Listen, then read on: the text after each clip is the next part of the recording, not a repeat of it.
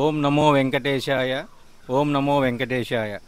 ఇప్పుడు ప్రపంచవ్యాప్తంగా గుర్తింపు పొందినటువంటి ఆంధ్రప్రదేశ్లో జరిగిన సంఘటన తిరుమల తిరుపతి దేవస్థానంలో లడ్డూ కల్తీ. ఇది ఎంత పవిత్రమైందో ప్రపంచాన్ని అందరికీ తెలుసు. ఈ యొక్క దేవాలయంలో జరిగినటువంటి కల్తీ లడ్డు దీన్ని ప్రపంచవ్యాప్తంగా గుర్తించి సనాతన ధర్మం కూడా దాని తరపున అందరూ కూడా గుర్తించి దీనికి సరైన న్యాయం జరగాలి, అన్య మతస్థులు చేసినటువంటి పాపాన్ని కడిగివేయాలి అనే ఉద్దేశంతో ఈరోజు ఇక్కడ జరుగుతున్నటువంటి మన ప్రచారానికి ధర్మంగా నిలబడి అందరి తరపున మద్దతు తెలుపుతూ ఈ యొక్క ఆంధ్రప్రదేశ్లో డిప్యూటీ సీఎం పవన్ కళ్యాణ్ గారితో పాటు మిగతా కూటమి తరపున కూడా మద్దతు తెలుపుతూ ఇక్కడ ఉన్న వాళ్ళకి అందరికీ ధన్యవాదాలు చెప్తూ ఈ యొక్క సనాతన ధర్మం ప్రకారంలో అన్యమతస్థులను ఈ యొక్క హిందూ దేవాలయ అన్యమతస్థుల్ని ఉండకూడదు. వారి ఏ యొక్క మతస్థులైతే వారి యొక్క దేవాలయనే ఉండాలి. ఈ యొక్క అన్యమతం గుర్తించి వారిని తీసివేసి వారికి సంబంధించిన వాటిలో ఉండే విధంగా కోరుచున్నాం. తిరుమల తిరుపతి దేవస్థానంలో లడ్డూ ప్రసాద విషయంలో కల్తీ నెయ్యి కలిసిందని, దానిలో జంతువులకు సంబంధించిన అవశేషాలు ఉన్నాయని మనకి నిర్ధారణ అయింది. ఇది విని మనసు చాలా కలవరపట్టాం. ప్రపంచవ్యాప్తంగా కోట్లాది మంది ప్రజలు వెంకటేశ్వర స్వామిని మన సనాతన ధర్మాన్ని అనుసరించి కోట్లాది మంది ప్రజలు ప్రపంచవ్యాప్తంగా వెంకటేశ్వర స్వామిని భక్తులు ఉన్నారు. వాళ్ళందరూ కూడా మన హిందువులందరూ కూడా సనాతన ధర్మాన్ని కూడా పాటించాలని చెప్పి మనవి చేస్తున్నాను. అలాగే ఈ తిరుమల తిరుపతి దేవస్థాన పవిత్రతను అపవిత్రం చేసిన దోషుల్ని ఎవరైనా సరే, ఎంత పెద్దవారైనా సరే, వాళ్ళందరినీ కూడా విచారించి సరైన కఠిన శిక్షణ ఇవ్వాలని చెప్పి తెలియజేస్తున్నాను. తిరుమల తిరుపతి దేవస్థానం అనేది చాలా పవిత్రమైంది. అక్కడ హిందువులే ఉంటే బాగుంటుందని చెప్పి మనవి చేస్తున్నాను. ఎందుకంటే ఇతర మతస్థులు కూడా వాళ్ళందరినీ తీసేయాలని చెప్పి కూడా మేము డిమాండ్ చేస్తున్నాం.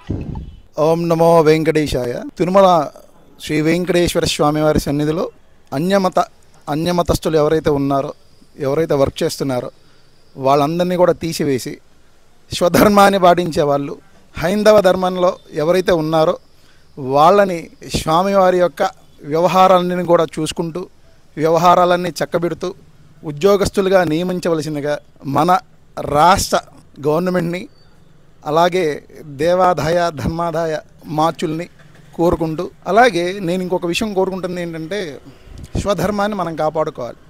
మన ధర్మం మనం కాపాడకుండా, మన ధర్మాన్ని మనం రక్షించుకోకుండా ఉంటే వేరే వాళ్ళు వచ్చి ఎవరు కాపాడతారు? మన ధర్మాన్ని ఎవరు కాపాడలేరు కదా. నేను మన హిందువులందరినీ కూడా ఒకటే కోరుకుంటున్నాను. అలాగే ఎవరైతే టీటీడీ బోర్డు చైర్మన్ కానీ, ఇప్పుడు వ్యవహరిస్తున్న టీటీడీ బోర్డు చైర్మన్ కానీ, లేదు కొత్తగా నియమితులయ్యే టీటీడీ బోర్డు చైర్మన్ కానీ వాళ్ళందరినీ కూడా నేను కోరుకునేది ఏంటంటే, మన వాళ్ళు ఎవరైతే లేకపోతే అక్కడ ఏం జరుగుతుంది? దేవుడి మీద భక్తి అనేది ఉండదు, మన ధర్మం మీద భక్తి అనేది ఉండదు. అలా మన వాళ్ళ మీద మనకి భక్తి శ్రద్ధ లేకపోతే స్వామివారి యొక్క కైంకర్యాలు ఎట్లా జరుగుతాయి? జరగవు కదా. అందుకని రాష్ట్ర ప్రభుత్వాన్ని, అలాగే టీటీడీ బోర్డు మొత్తాన్ని అందరినీ కూడా నేను కోరుకునేది ఏంటంటే, దయచేసి మన స్వామివారి మీద, మన గవర్నమెంట్ మీద గట్టిగా శ్రద్ధ చూపించి స్వామివారి యొక్క వ్యవహారాలన్నీ కూడా చక్కదిద్దవలసిందిగా ప్రార్థన చేస్తూ కోరుకుంటున్నాను నేను.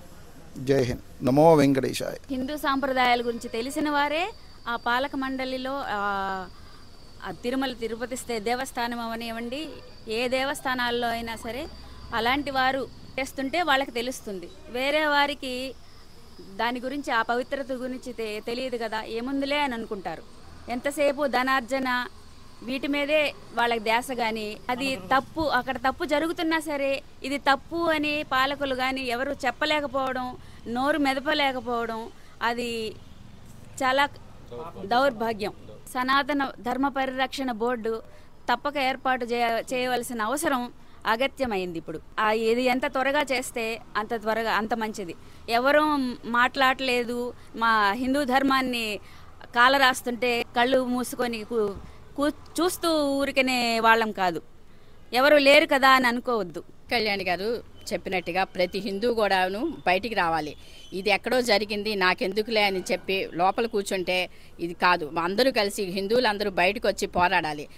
ఎక్కడైనా సరే ఒక మతం గురించి గానో కులం గురించి గానో మాట్లాడాలంటే భయపడి ఇదవుతున్నారు, మనల్ని ఏం చేస్తారా అని.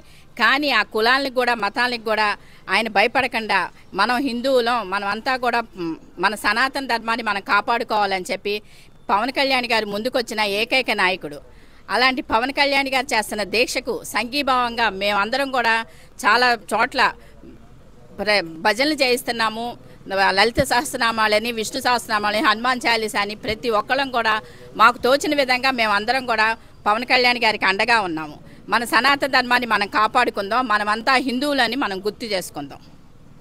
వెంకటేశ్వర స్వామి యొక్క బరువు బాధ్యతలు ఏవైతే ఉన్నాయో, పరిరక్షణ అనేది ఏవైతే ఉందో, జిఆర్ స్వామి, చిన్న జిఆర్ స్వామి కానీ పెద్ద జిఆర్ స్వామి కానీ, జిఆర్ స్వామి వారు ఎప్పటి నుంచో చూస్తున్నటువంటి పర్యవసానం జరుగుతుంది.